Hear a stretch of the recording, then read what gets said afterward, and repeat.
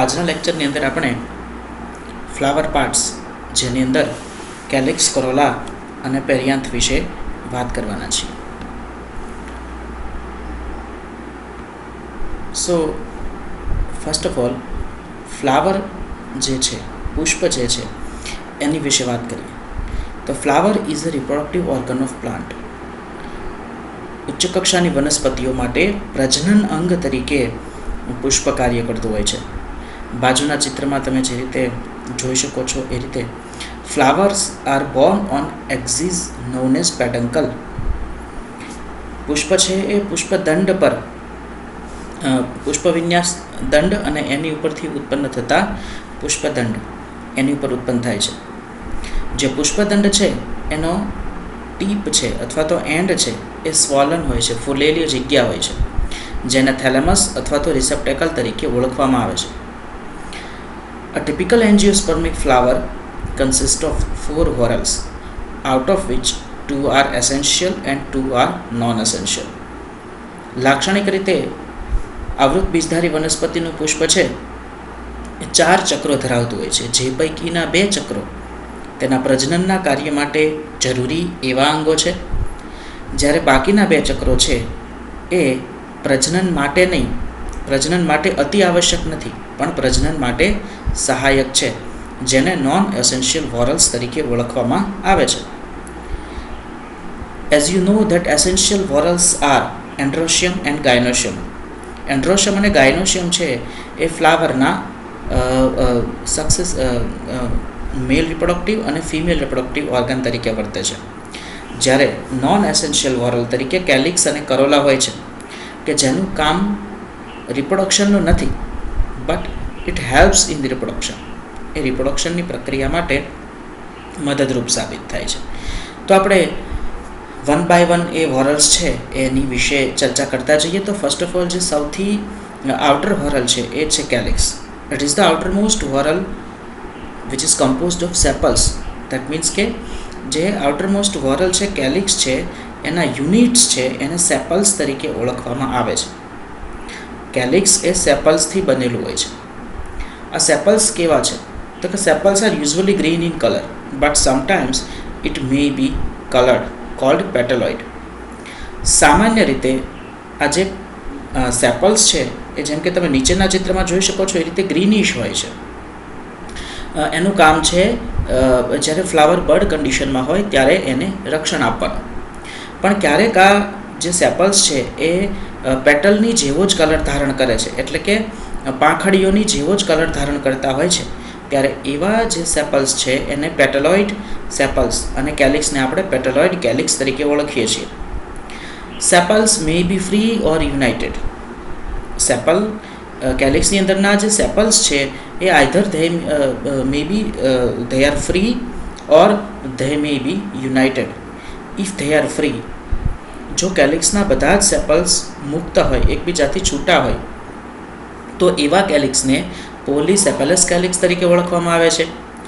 પરંતુ જો બાજુના ચિત્રમાં દર્શાવ્યું છે એ પ્રમાણે જો એ સેપલ્સ છે એમની વચ્ચે ફ્યુઝન હોય, જોડાણ હોય, તો એવા પ્રકારના કેલિક્સને ગેમોસેપેલસ કેલિક્સ તરીકે ઓળખવામાં આવે છે. ફ્રેન્ડ્સ, અહીંયા પોલીનો મતલબ ઘણા થાય છે, પણ આપણે બોટનિકલ ટર્મ્સની અંદર પોલીનો મતલબ એને ફ્રી તરીકે પણ યુઝ કરવામાં આવે છે. અને જ્યાં જ્યાં ગેમો શબ્દ આવશે, આ ગેમો word it indicates that there is a something is fused or fusion is there. તો આ કેલિક્સની વાત થઈ, એમની વચ્ચેના જોડાણની વાત થઈ. હવે depending upon fusion calyx can be divided in following type. જે સેપલ્સની વચ્ચેનું ફ્યુઝન છે એ કેવું છે એના આધારે કેલિક્સને આપણા અલગ અલગ ટાઈપ્સમાં વર્ણવી શકીએ છીએ અને ડિસ્ક્રાઇબ કરી શકીએ. પહેલી જે કન્ડિશન છે એ છે પોલીસેપેલસ. ધેટ મીન્સ કે there is no fusion between sepals. કેલિક્સના બધા જ યુનિટ, બધા જ સેપલ્સ છે એ ફ્રી હોય. બીજી કન્ડિશન છે કે જેમાં સેપલ્સ આર યુનાઇટેડ, પણ એનું જે ફ્યુઝન છે એ કેટલું પ્રમાણમાં છે, કેટલા પ્રમાણમાં જે સેપલ્સ છે એમની વચ્ચે જોડાણ છે એના આધારે હવે આગળના પાઠ પડે છે. ફોર એક્ઝામ્પલ, ટૂથડ ટાઈપનું જે કેલિક્સ છે એની અંદર સેપલ્સ આર ઓલમોસ્ટ કમ્પ્લીટલી ફ્યુઝડ. જેમ કે તમે બાજુમાં જોઈ શકો છો કે કેલિક્સ છે એ એકબીજાની સાથે જોડાઈને એક ટ્યુબ જેવી રચના બને છે. They are almost fused, but the lobes of calyx are distinct at the mouth, forming teeth like structure. એના ઉપરના છેડે તમે જોઈ શકો છો જ્યાં કેલિક્સનો રિજિયન પૂરો થાય છે ત્યાં કેલિક્સના જે લોબ્સ છે એ માત્ર નાના નાના પ્રવર્ધો સ્વરૂપે જોવા મળે છે. તો આવા પ્રકારના કેલિક્સને ટૂથડ કેલિક્સ તરીકે ઓળખવામાં આવે છે. Another type of fusion is feed. Here the sepals are fused halfway from the base of calyx toward apex. કેલિક્સના બેઝથી કેલિક્સના અપેક્સ એટલે કે એની ટોચ સુધી જઈએ તો જો સેપલ્સનું ફ્યુઝન અડધું થયેલું હોય તો એવા પ્રકારના ફ્યુઝનને ફીડ તરીકે ઓળખવામાં આવે છે. ત્યાર પછીનું જોડાણ તો કે where sepals are fused less than half of the length of calyx tube. એટલે કે મોટા ભાગનો કેલિક્સનો પ્રદેશ સેપલ્સ છે એ કેલિક્સની અંદર છૂટા જોવા મળે છે. અડધા કરતાં વધારે ભાગમાં એ છૂટા છે, અડધા કરતાં બહુ થોડા ભાગમાં એ જોડાયેલા છે. ત્યારે એવા પ્રકારના કેલિક્સને પાર્ટાઇટ ટાઈપનું ફ્યુઝન તરીકે ઓળખવામાં આવે છે. અને ત્યાર પછીનું છે કોનેટ, કે જેમાં fusion of sepals is very little from the base. માત્ર થેલેમસના ભાગમાંથી કે જ્યાંથી કેલિક્સ અરાઇઝ થાય છે, આ જ્યાંથી અરાઇઝ થતું હોય ત્યાં માત્ર થોડું કમથું જો ફ્યુઝન જોવા મળતું હોય તો એવા પ્રકારના ફ્યુઝનને કોનેટ ટાઈપ ઓફ ફ્યુઝન તરીકે ઓળખવામાં આવે છે. ત્યાર પછી આપણે કેલિક્સને એના શેપના આધારે પણ અલગ અલગ પ્રકારમાં વહેંચી શકીએ છીએ. મોટાભાગે આવું ત્યારે થાય છે કે જ્યારે કેલિક્સ છે એ ગેમોસેપાલસ કન્ડિશનમાં હોય ત્યારે એના શેપ્સ વધારે પ્રમાણમાં આપણે સરસ રીતે જોઈ શકતા હોઈએ છીએ. તો એમાં પહેલો જે શેપ છે એ જ્યારે ગેમોસેપાલસ કન્ડિશન હોય ત્યારે કેમ્પેન્યુલેટ, કે જેની અંદર કેલિક્સ ફ્યુઝ થઈ અને એક બેલ શેપ રચના બનાવે છે. કપ્યુલેટ, કે જેમાં કેલિક્સ ફ્યુઝ થઈ અને એક કપ જેવી રચના બનાવે છે. અર્સિયોલેટ, કે જેમાં કેલિક્સ ફ્યુઝ થઈ અને અર્ન શેપ્ડ એટલે કે કળશ જેવી રચના છે એ ધારણ કરે છે. ઇન્ફન્ડિબ્યુલિફોર્મ, કે જેમાં કેલિક્સનું ફ્યુઝન છે એ એક ફનેલ શેપ રચના બનાવે છે. Tubular shaped. ત્યાર પછી પેપસ ટાઈપ ઓફ કેલિક્સ. અહીંયા કેલિક્સ છે એનું મોડિફિકેશન થઈ ગયું છે અને એ કેલિક્સ છે એ પેપસ એટલે કે હેર્સની અંદર રૂપાંતર પામે છે. તમે નીચે ચિત્રમાં જોઈ શકો છો એ રીતે ઓવરીને સરાઉન્ડ કરીને જે કેલિક્સ આવેલા છે, આ કેલિક્સ છે એ હેર્સની જેવા જોવા મળે છે, સ્કેલ્સની જેવા જોવા મળે છે. અને આ ટાઈપના પેપસ ટાઈપના કેલિક્સ છે એ સનફ્લાવરની અંદર જે એનો જે કેપિટ્યુલમ ઇન્ફ્લોરેસન્સ છે એની અંદરના જે ફ્લોરેટ છે, રે ફ્લોરેટ અને ડિસ્ક ફ્લોરેટ, એની અંદર આવા પ્રકારનું મોડિફિકેશન આપણે જોઈ શકીએ છીએ. ત્યાર પછી ઘણીવાર કેલિક્સની જે સેપલ્સ છે એનું મોડિફિકેશન સ્પાઇનની અંદર થઈ ચૂક્યું હોય છે. તો એવા પ્રકારના કેલિક્સને સ્પાઇનસ કેલિક્સ કહે છે. તો આવી રીતે અલગ અલગ depending upon shape calyx may be of this types. ત્યાર પછી depending upon life span calyx can be divided in following type. જેમ કે આપણે જાણીએ છીએ કે કેલિક્સનો રોલ છે એ શું છે, તો કે કેલિક્સ છે એ જ્યારે ફ્લાવર બર્ડ અવસ્થામાં હોય છે, પુષ્પ પોતાની કલિકા અવસ્થામાં હોય છે, ત્યારે એને પ્રોટેક્શન આપે છે, ત્યારે એનું રક્ષણ કરે છે. તો આ રક્ષણનું કામ પત્યા પછી કેલિક્સ છે એ તરત જ ઇટ ફોલ્સ ઓફ, તરત જ પડી જાય છે, અથવા તો એ થોડોક સમય જોડાયેલા રહે છે, અથવા તો એ લાંબો સમય જોડાયેલા રહે છે. એના આધારે કેલિક્સની જે લાઈફ સ્પાન છે એના આધારે કેલિક્સના ટાઈપ પડે છે. For example, first type is caducous type. Here calyx drops soon after flowers open. જ્યારે બર્ડ કન્ડિશનમાંથી ફ્લાવર છે એ ઓપન થાય છે, કે જ્યારે કેલિક્સનો રોલ પૂરો થઈ જાય છે ત્યાં, તો as its role ends it drops soon. પુષ્પ હજી ત્યાં જ છે, ખીલેલી અવસ્થામાં છે, પણ કેલિક્સ છે એ નીકળી ગયું હોય તો એવા પ્રકારને કેડ્યુકસ ટાઈપ ઓફ કેલિક્સ તરીકે ઓળખવામાં આવે છે. પોપીની અંદર આ પ્રકારે આપણને જોવા મળે છે અફીણની અંદર, કે જ્યાં ફ્લાવર્સ ઓપન થાય ત્યારે એની સાથે સાથે જ સેપલ્સ છે એ ફ્લાવરના ઓપન થવાની સાથે જ સેપલ્સ ફ્લાવર પરથી પડી જાય છે. It falls off soon when flower opens. તો એવા પ્રકારને કહેવાય caducous. Second type is deciduous type of calyx. Here after flowers open, calyx is still there, but when flowers shade off, જ્યારે પુષ્પના દલપત્રો ખરી જાય છે, એના પેટલ્સ ખરી જાય છે, એ વખતે એની સાથે સાથે સેપલ્સ ખરી જાય છે. એટલે કે sepals falls off when flower sheds off. પુષ્પ જ્યારે કરમાઈ જાય છે ત્યારે એની સાથે સાથે સેપલ્સ પડી જાય છે. તો એવા ટાઈપને કહેવાય deciduous type. The another type is persistent type. Here calyx remains to the fruit even when it is ripen. ખાસ કરીને સોલેનેસી ફેમિલીની વનસ્પતિઓ જે છે એનું આ લક્ષણ છે, એની આ કેરેક્ટરિસ્ટિક છે કે એના કેલિક્સ છે એ પરસિસ્ટન્ટ હોય છે. પરસિસ્ટન્ટ એટલે કે ક્યાં સુધી? તો કે કેલિક્સનો રોલ તો પૂરો થઈ જાય છે વેન ફ્લાવર્સ ઓપન, પુષ્પ ઓપન થાય ત્યારે કેલિક્સનો રોલ ત્યાં એન્ડ થઈ જાય છે, બટ સ્ટીલ કેલિક્સ ઇઝ ધેર. ત્યાર પછી ફ્લાવર પણ શેડ ઓફ થઈ જાય છે, દેટ મીન્સ કે એના જે પેટલ્સ છે એ પણ ખરી જાય છે. પુંકેસર, સ્ત્રીકેસરના સ્ટિગ્મા સ્ટાઇલ એનો પણ રોલ પતી જાય છે આફ્ટર ફર્ટિલાઇઝેશન. ત્યાર પછી ઓવરી છે એનું રૂપાંતર ફ્રૂટમાં થઈ જાય છે, આ વખતે પણ કેલિક્સ ઇઝ સ્ટીલ ધેર. અને જ્યારે ફ્રૂટ રિપન થઈ જાય છે છતાં પણ કેલિક્સ એની સાથે હોય છે. તો આ સોલેનેસી કુળની અંદર આપણને જોવા મળે છે. રીંગણ છે, મરચાં છે, ટમેટા છે, એની અંદર આપણે આ કેલિક્સને વેલ ડેવલપ્ડ ફ્લેશી કેલિક્સના લોબ્સ આપણને છે એ ફ્રૂટ્સની સાથે જોડાયેલા જોવા મળે છે. દેટ મીન્સ કે બધા જ ફ્લાવરના પાર્ટ છે ઓવરી સિવાયના ખરી ગયા છે છતાં કેલિક્સ ઇઝ ધેર. તો આવા પ્રકારના કેલિક્સને પરસિસ્ટન્ટ કેલિક્સ તરીકે ઓળખવામાં આવે છે. તો આ રીતે કેલિક્સ જે છે એની મોર્ફોલોજી આપણે જોઈ શકીએ છીએ. આફ્ટર ધેટ સેકન્ડ હોરલ, તો ફ્લાવરની અંદર કેલિક્સ પછીનું અંદરનું જે હોરલ છે એ છે corolla. Second whorl of flower after calyx is corolla. As you can see in picture, calyx જે છે એ ગ્રીનિશ કલરના બતાવ્યા છે, કોરોલા છે એ કલર્ડ બતાવ્યા છે. મોટા ભાગેના પુષ્પોની અંદર જે કોરોલા છે એના યુનિટ્સ એટલે કે પેટલ્સ છે એ પેટલ કલરફુલ હોય છે અને એનું કામ છે પરાગનયન માટે ઇન્સેક્ટ્સને એટ્રેક્ટ કરવાનું. તો પેટલ્સ છે એ રંગીન જોવા મળે છે. જો પેટલ્સના કોરોલાના ટાઈપ્સની વાત કરીએ તો અહીંયા પણ on the basis of fusions corolla may be of two type. That means કે કોરોલાના જે યુનિટ્સ છે પેટલ્સ, આ પેટલ્સ ફ્રી પણ હોઈ શકે અને પેટલ્સ યુનાઇટેડ પણ હોઈ શકે. તો જેવી રીતે કેલિક્સની અંદર આપણે સેપલ્સના ફ્યુઝનને આધારે પ્રકાર પડ્યા હતા, એ જ રીતે કોરોલાની અંદર પણ ફ્યુઝનને આધારે પ્રકારો પડશે. જો પેટલ્સ ફ્રી હશે તો એવા પ્રકારના કોરોલાને પોલીપેટલસ કોરોલા તરીકે ઓળખીએ છીએ.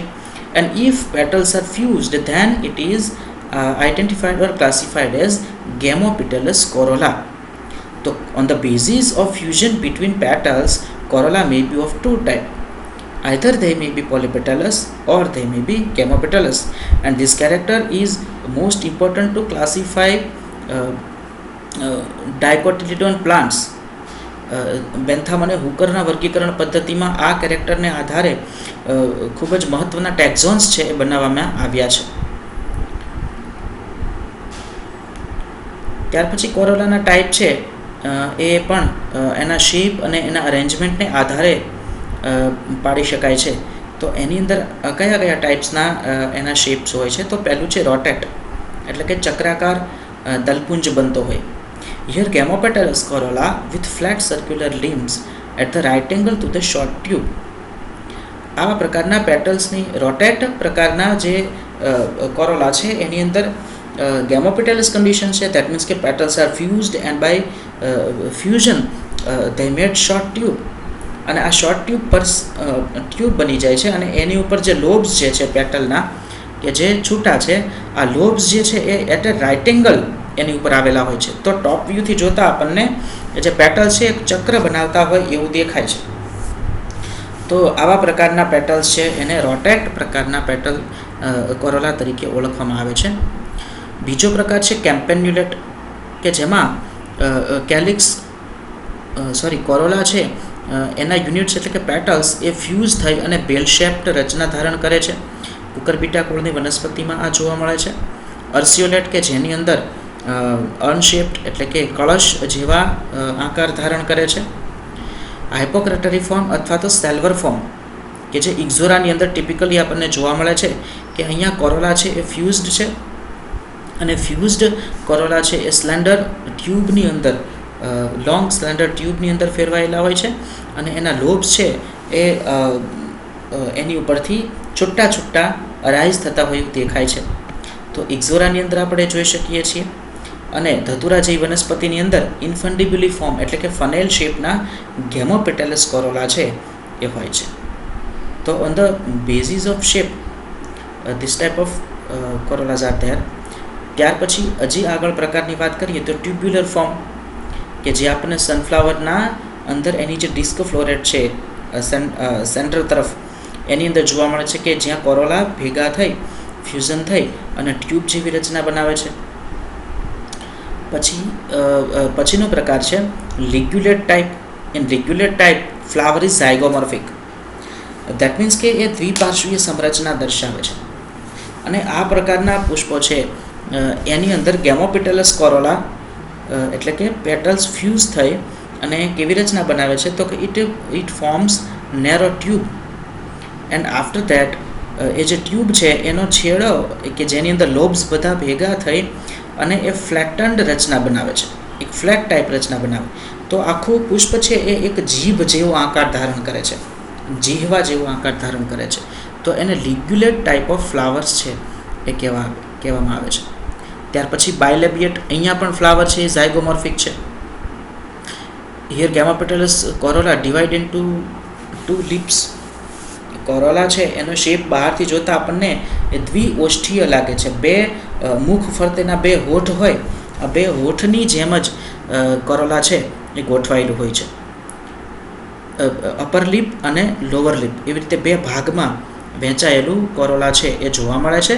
અને એનું જે માઉથ છે ઇટ ઇઝ વાઇટલી ઓપન. જ્યારે વાઇટલી ઓપન માઉથવાળું હોય ત્યારે એને બાયલેબિયેટ ટાઈપ ઓફ કોરોલા કહેવાય, કે જે આપણને ઓસિમમ એટલે કે તુલસી અને લ્યુકાસ એટલે કે કુબોની અંદર આપણને છે એ જોવા મળે છે. હવે જો આ બાયલેબિયેટ પ્રકારના ફ્લાવરની અંદર જો એ માઉથ છે એ થોડુંક સાંકડું હોય તો એને પર્સોનેટ ટાઈપ ઓફ કોરોલા કહેવામાં આવે છે. તો આ બધા શેપ્સને આધારે એરેન્જમેન્ટને આધારે અને શેપ્સને આધારે પ્રકાર છે એ જોયા. ત્યાર પછી હવે આપણે અમુક એવા જોઈએ કોરોલાના પ્રકાર કે જે સ્પેસિફિક ફેમિલી પરથી એના નામ પાડવામાં આવ્યા હોય, કારણ કે એ આખી ફેમિલીની અંદર તમામ ફ્લાવર એ જ પ્રકારે સ્ટ્રક્ચર ધરાવતા હોય. ફોર એક્ઝામ્પલ ક્રુસિફોર્મ પ્રકારના ફ્લાવર કેવા છે તો કે here 4 free petals are there.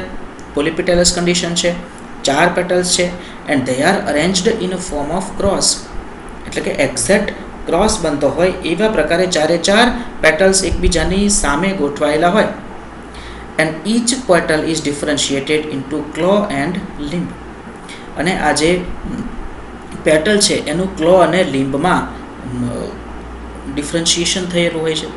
તો આવા એક્ઝેક્ટ એકબીજાને અપોઝિટ ગોઠવાયેલા 4 દિશામાં 4 પેટલ્સ ગોઠવાયેલા હોય અને ફ્રી હોય તો એ ક્રુસિફોર્મ ટાઈપના પેટલ્સ કહેવાય છે.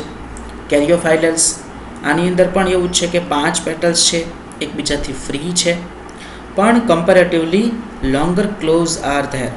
એની જે પર્ણ કિનારી છે એમાં નીચેની બાજુ આપણને ક્લોઝ જેવી રચના જોવા મળે છે. And claws placed right angle to the limbs. એ જે લિમ્બ એટલે કે પેટલ છે એનો જે નીચેનો ભાગ છે એ લિમ્બ, એનાથી ઉપર જે ક્લોઝ ઉત્પન્ન થાય છે આ ક્લોઝ છે એ રાઇટ એંગલે ગોઠવાયેલા હોય છે. ડાયન્થસ નામની વનસ્પતિની અંદર એ જોવા મળે છે. આ ટાઈપના કોરોલા કેરિયોફાઇલેસી કુળની અંદર જોવા મળતા હોવાથી કેરિયોફાઇલેશિયસ ટાઈપ ઓફ કોરોલા શેપ કહેવામાં આવે છે. ત્યાર પછીનો શેપ છે રોઝેશિયસ. તો એમાં રોઝ ટાઈપ એના નામ પરથી જ ખ્યાલ આવે છે કે રોઝ જેવો આકાર ધારણ કરે છે. Petals are 5 or more and free. and they are not distinguished into limbs and claws. That means કે સિમ્પલ ટાઈપના પેટલ છે, but they are spread regularly outward. સરસ રીતે આઉટવર્ડ, જો એ 5 કરતાં વધારે હોય તો એ ઘણા બધા ચક્રોમાં ગોઠવાયેલા હોય. એમાં નીચેના ચક્રો છે એ ફ્લેટ હોય, એની ઉપરના ચક્રો છે એ વ્યવસ્થિત રીતે વારાફરતી ગ્રેજ્યુઅલી ઓપન થતા હોય. એ રીતે આખો એક રચના બનાવે છે, રોઝ ટાઈપ, ગુલાબની જેવી. તો આવા પ્રકારના પુષ્પો છે એ ઘણી બધી વનસ્પતિમાં જોવા મળે છે, જેનો આકાર રોઝ જેવો બની જાય છે. તો એને રોઝેશિયસ ટાઈપ ઓફ કોરોલા કહેવામાં આવે છે. ત્યાર પછી પેપિલિયોનેશિયસ, કે જે સ્પેશિયલી પેપિલિયોનેસી કુળની અંદર જોવા મળતા પુષ્પની રચના છે. Here flower is zygomorphic, that means કે દ્વિપાર્શ્વીય સંરચના બતાવે છે. પોલીપેટલસ કોરોલા છે, અને આ પોલીપેટલસ કન્ડિશનની અંદર પેપિલિયોનેશિયસ ફ્લાવર્સમાં કેવું છે તો કે total 5 petals are there. 1 petal is much large, અને એ લાર્જ પેટલ છે એને સ્ટાન્ડર્ડ કહેવામાં આવે છે. ત્યાર પછી આ 1 લાર્જ જે પેટલ છે એની નીચે એ 2 બીજા પેટલ્સને ઓવરલેપ કરતું હોય છે. તો એ જે બીજા 2 પેટલ છે એ છે વિંગ્સ, અને આ વિંગ્સ પણ એને એક અન્ય 2 પેટલને ઓવરલેપ કરે છે કે જેને કહીએ છીએ કીલ્સ. તો આવું special type of arrangement of petals છે એ ધરાવે છે પેપિલિયોનેશિયસ ફ્લાવર્સની અંદર આ જોવા મળે છે. સ્પેશિયલી પેપિલિયોનેસી કુળની આ લાક્ષણિકતા છે. તો આ રીતે ક્રુસિફોર્મ કે જે ક્રુસિફેરી ફેમિલીમાં, કેરિયોફાઇલેશિયસ ટાઈપ કે જે કેરિયોફાઇલેસી ફેમિલીમાં, રોઝેશિયસ કે જે રોઝેસી ફેમિલીમાં, અને પેપિલિયોનેશિયસ ફ્લાવર્સ કે જે પેપિલિયોનેસી ફેમિલીમાં જોવા મળે છે. આ પ્રકારના રચનાઓવાળા પુષ્પો છે એ સ્પેશિયલી આ ફેમિલીમાં જોવા મળે છે. અને જ્યારે અન્ય ફેમિલીમાં જ્યારે આવા પ્રકારની રચના જોવા મળે છે ત્યારે પણ એને આ જ નામથી બોલાવવામાં આવે છે, કારણ કે આ શેપ છે it is typical two that family, અને એટલા માટે ફેમિલીનું એક મુખ્ય કેરેક્ટર બની ગયું છે. ઓકે, ત્યાર પછી હવે કેલિક્સ અને કોરોલાની વાત આપણે જોઈ લીધી. હવે પેરિયાન્થ. ઘણી બધી વનસ્પતિના પુષ્પો એવા છે કે જેની અંદર here calyx and corolla are sometimes undistinguishable from one another, or sometimes there is only a single whorl is present, then the whorl is known as perianth. As we know that each typical flower has 4 whorls, and outer 2 whorls that are non-essential are calyx and corolla. But sometimes there is only a single whorl is there, then we cannot distinguish it, or we cannot call that it is a calyx or it is a corolla. તો આવી situation જ્યારે હોય કે જ્યારે એક જ ચક્ર હાજર છે તો આપણે એને કેલિક્સ કે કરોલા એવું નહીં કહી શકીએ, ત્યારે એને કમ્બાઇન્ડ કહીએ છીએ પેરિયાન્થ. અથવા તો બીજી કન્ડિશન કે ચાલો 2 ચક્રો છે હાજર, પણ આ બંને ચક્રો એ પોતાના શેપમાં, પોતાની સાઇઝમાં, પોતાના કલરમાં એકબીજાને આઇડેન્ટિકલ છે, એટલા માટે આપણે એને નહીં કહી શકીએ કે આ કેલિક્સ છે કે કરોલા. ઘણીવાર આ બંને ચક્રો છે એ એક્ઝેક્ટ કોરોલા જેવા દેખાય છે, અથવા તો ઘણીવાર કેલિક્સ જેવા દેખાય છે. આ જે યુનિટ્સ છે પેરિયન્થના એને કહેવામાં આવે છે ટેપલ્સ. હવે આ ટેપલ્સ પણ કન્ડિશનમાં કેવા હોઈ શકે તો કે either they are free or united. Free હોય તો પોલિફાઇલસ કન્ડિશન કહેવાય છે, અને if tepals are united then it is known as gamophyllous condition. હવે ઘણીવાર આ જે ટેપલ્સ છે એ ગ્રીન ઇન કલર હોય તો ગ્રીન ઇન કલર ટેપલ્સને કહીએ છીએ સેપલોઇડ. દેટ મીન્સ કે ઇટ હેઝ અપિયરન્સ લાઇક સેપલ્સ. સેપલ્સ પણ ગ્રીન હોય છે, તો ટેપલ પણ જ્યારે ગ્રીન હોય તો એને કહેવાય સેપલોઇડ. દેટ મીન્સ કે સેપલ્સ લાઇક ટેપલ્સ. અને if tepals are bright in colour, જો એ કલર્ડ હોય તો એને પેટલોઇડ ટેપલ્સ તરીકે ઓળખવામાં આવે છે. તો હકીકતમાં તો એ કેલિક્સ કોરોલાનું જ મોડિફિકેશન છે, પણ એ મોડિફિકેશન એવું થઈ ગયું છે બંને વોરલ્સની અંદર કે એકબીજાના આઇડેન્ટિકલ દેખાઈ ગયા છે. કાં તો કેલિક્સ છે એ પોતે કોરોલા જેવો કલર ધારણ કરે અને કોરોલા જેવું જ બની જાય, ત્યારે આપણે એને ડિસ્ટિંગ્વિશ ન કરી શકીએ એઝ એ કેલિક્સ અને એઝ એ કોરોલા, ત્યારે આપણે એને પેરિયાન્થ કહેવું પડે. ઘણીવાર કોરોલા છે એ કેલિક્સના જેવું જ ગ્રીનિશ ઇન કલર બની જાય છે, સાઇઝ અને શેપમાં પણ એવું જોવા મળે છે, ત્યારે આપણે એને એઝ એ કેલિક્સ નહીં ઓળખી શકીએ. તો આવી જ્યારે કન્ડિશન છે, ઘણા બધા ફ્લાવર્સ આવા છે, એપિટાલી શ્રેણીના ઘણા બધા આવા ફ્લાવર્સ છે કે જેની અંદર આવી કોઈ રચના નથી, કેલિક્સ અને કરોલાને આપણે ડિફરન્શિએટ કરી શકતા નથી. Then it is known as commonly known as perianth. Okay, તો કેલિક્સ, કોરોલા અને પેરિયન્થ આ બે નોન એસેન્શિયલ વોરલ છે. કેલિક્સ અને કોરોલા નોન એસેન્શિયલ વોરલ છે, જ્યારે ડિસ્ટિંગ્વિશ ન કરી શકાય ત્યારે એને પેરિયન્થ કહીએ છીએ. આ નોન એસેન્શિયલ વોરલ્સ છે એનું કામ છે, કેલિક્સનું કામ છે પ્રોટેક્શનનું, કોરોલાનું કામ છે એટ્રેક્શનનું. હવે આ જે યુનિટ્સ છે, either they are of calyx or they are of corolla or they are of perianth. એટલે કે તે સેપલ્સ હોઈ શકે, પેટલ્સ હોઈ શકે કે ટેપલ્સ હોઈ શકે, એ ચોક્કસ પ્રકારના અરેન્જમેન્ટમાં ગોઠવાયેલા હોય છે. Flower does not arrange their sepals, their petals or tepals in haphazardly mode. There is a specific way of arrangement. અને આ જે way of arrangement of floral parts એમાં તે that is sepals, petals અને tepals, એ જે mode of arrangement છે એને કહેવાય છે એસ્ટિવેશન. અને આ પ્રકારનું એસ્ટિવેશન છે એ ફ્લાવર જ્યારે બર્ડ કન્ડિશનમાં હોય ત્યારે આપણને એક્ઝેક્ટલી શોન થાય છે. એટલે કે ફ્લાવર ઓપન નથી થયું ત્યારે આપણને એની અંદર એના જે ફ્લોરલ પાર્ટ છે એ કઈ રીતે એકબીજાની સાથે ગોઠવાયેલા છે એ ગોઠવણીને કહેવાય છે aestivation. So the arrangement of floral parts with respect to other parts of the same whorl in floral bud condition is called estivation. તો ટોટલ 5 type of estivations છે, જેમાં one by one આપણે જોઈએ. The very first type is velvet condition. Here the floral leaves, that means the sepals, petals or tepals in a whorl may just touch one another at the margins without overlapping. અહીંયા શું થાય છે, જે unit છે એ માત્ર એકબીજાને touch કરે છે. આ તમે બાજુમાં જે ફિગર છે એની અંદર તમે જોઈ શકો છો, ફ્લાવર કન્ડિશનમાં પણ છે અને નીચે એક ડાયાગ્રામ પણ બતાવ્યો છે, એમાં પણ તમને જોઈ શકો છો કે ફ્લાવરના જે યુનિટ છે they are just touching one another and not overlapping. ત્યારે આવા પ્રકારની ગોઠવણીને કહેવાય છે velvet એસ્ટિવેશન. This type of arrangement is known as velvet estivation. Second type is contorted or twisted.